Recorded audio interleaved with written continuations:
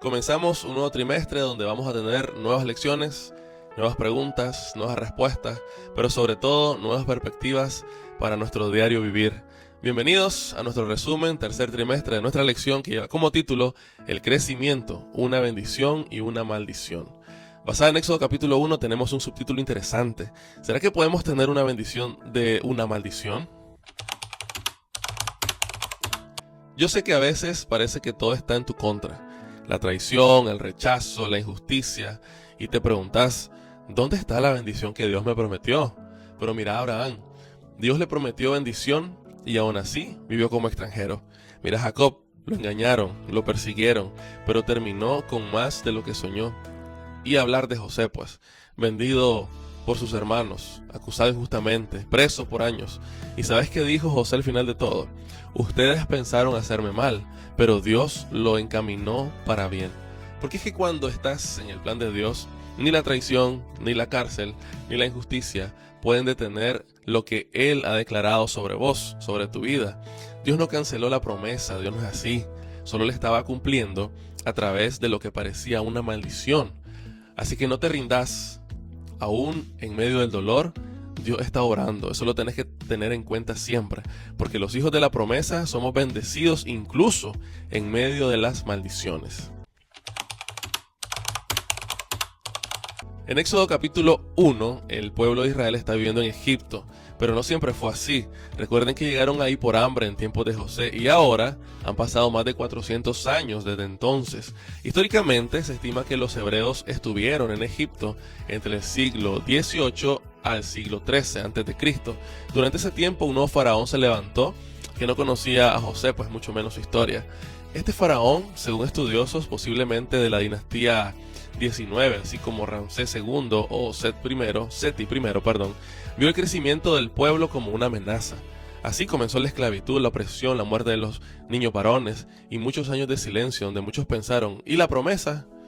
¿Y Dios de nuestros padres? ¿Dónde está el Dios de nuestros padres? Comenzaron a preguntar. Pero escucha esto, mientras el pueblo sufría en Egipto, Moisés ya había nacido. Mientras ellos clamaban, Dios ya estaba moviendo las piezas, porque Dios no responde fuera de tiempo. Él espera el momento perfecto. Y cuando pasaron los 430 años exactos que él había dicho a Abraham, allá por Génesis 15:13, Dios liberó a su pueblo con mano poderosa. ¿Y por qué creer que esto pasó de verdad y no solo es un cuento, una fábula? Pues porque tenemos registro arqueológico, como los papiros de Ipiwer, algo así se pronuncia, que hablan de plagas y caos en Egipto que coinciden con la narrativa del Éxodo.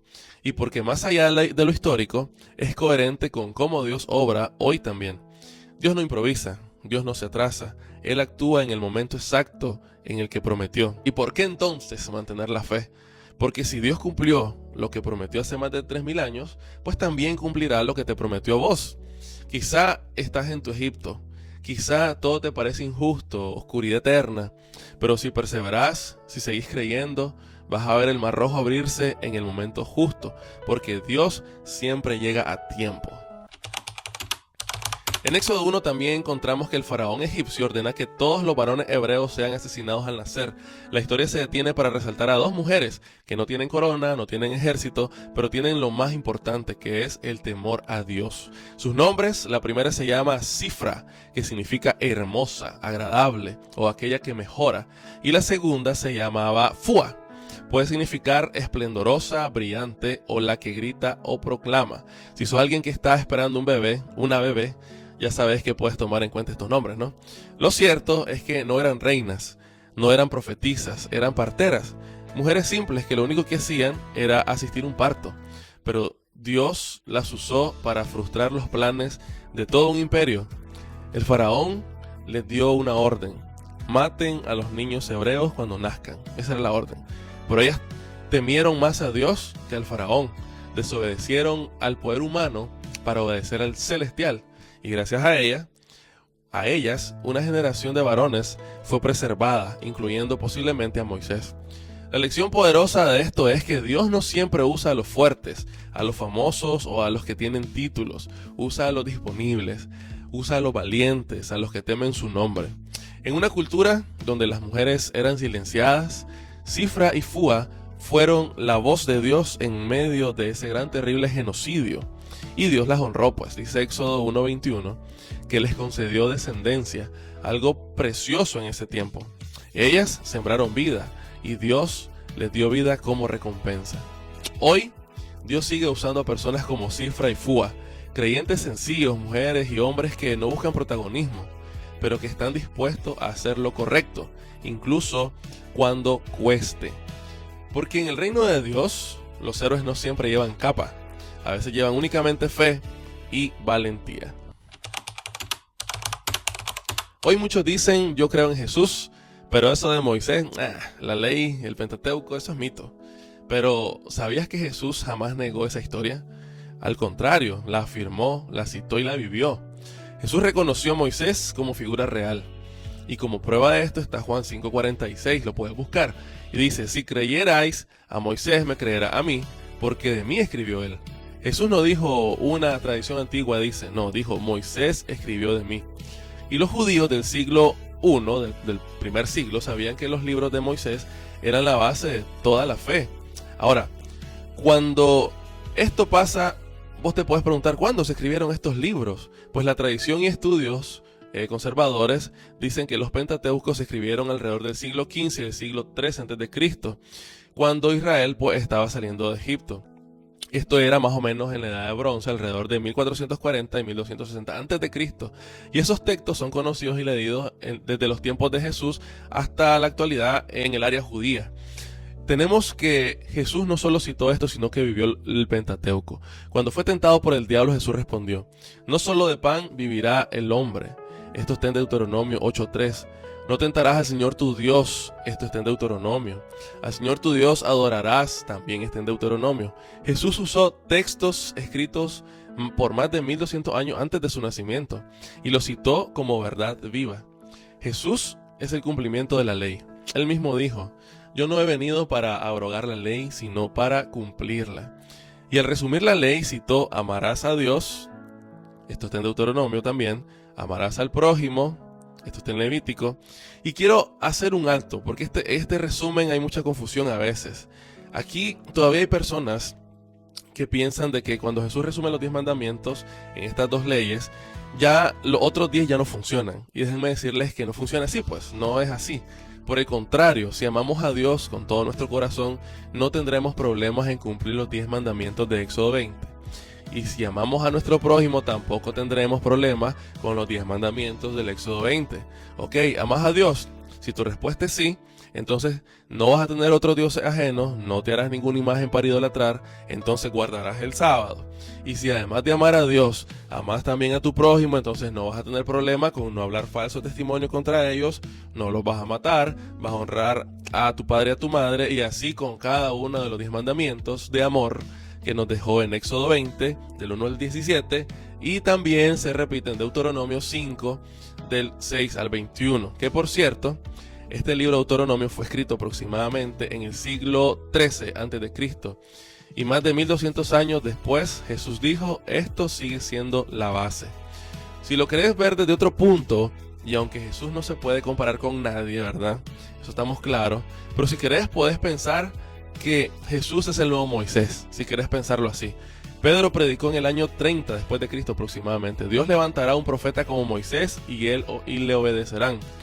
Moisés liberó al pueblo de la esclavitud en Egipto. Jesús libera al mundo de la esclavitud del pecado. Entonces aquí ves la similitud al comparar los hechos o los dichos anteriores entre un Moisés temporal y un Salvador eterno. Ok, y ahora nos podemos preguntar, ¿será que la iglesia puede verse como el nuevo Israel? Pregunta interesante. Pedro escribe aproximadamente en el 64 a.C. que somos nación santa, pueblo querido por Dios, pero luego Pablo en Gálatas dijo, si sois de Cristo, linaje de Abraham sois. También escribe, no es judío el que lo es exteriormente, sino el que lo es en lo interior. Y en Romanos también dice, en Cristo la promesa no se limita a una etnia, sino que se expande a todo el que cree. Pero ok, si aún no te termina de convencer esto, pues checa la historia. Ahora, hablando a nivel histórico, ¿es creíble el Pentateuco? ¿Qué dicen ustedes? Te puedo asegurar que sí, ¿Por qué? Porque los manuscritos del Mar Muerto, descubiertos en 1947, fechados hasta el siglo III a.C., contienen casi todos los libros del Pentateuco, confirmando que los textos usados en tiempos de Jesús eran prácticamente idénticos a los actuales. Y si Jesús, el personaje más documentado del mundo antiguo, afirmó su veracidad, ¿quiénes somos nosotros para desecharla? En conclusión, te puedo decir que creer en Jesús sin creer en el Pentateuco es como aceptar la casa pero negar los cimientos. Jesús nació del linaje de Abraham, vivió la ley de Moisés, cumplió cada palabra escrita en la Torá, o sea, en el Pentateuco o en los primeros 5 libros de la Biblia, o como los conozcas o como los querrás decir.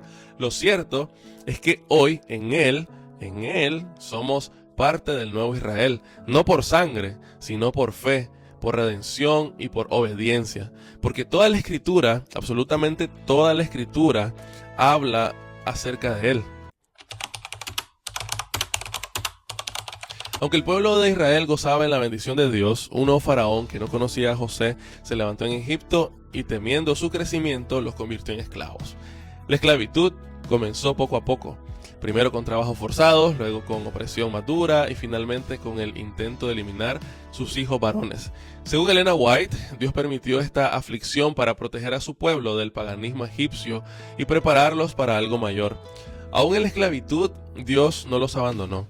El pueblo seguía multiplicándose, porque la bendición de Dios no depende de las circunstancias externas. La esclavitud no fue el final, sino el escenario donde Dios preparó la libertad y levantó a un libertador. Mi querida gente hermosa, llegamos al final de este primer resumen de lección de nuestro tercer trimestre.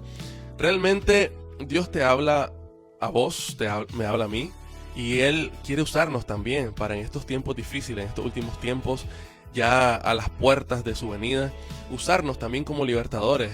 Quizás no vamos a tener que cruzar un desierto, quizás no vamos a tener que caminar 40 años en un lugar desolado, quizás ni siquiera nos va a tocar ir a una guerra, pues no sabemos todavía, ¿no? Hay personas que sí les está tocando, pero lo cierto es que tenemos la oportunidad de ser usados por Dios como instrumento para el avance de su obra a través de la predicación de su palabra.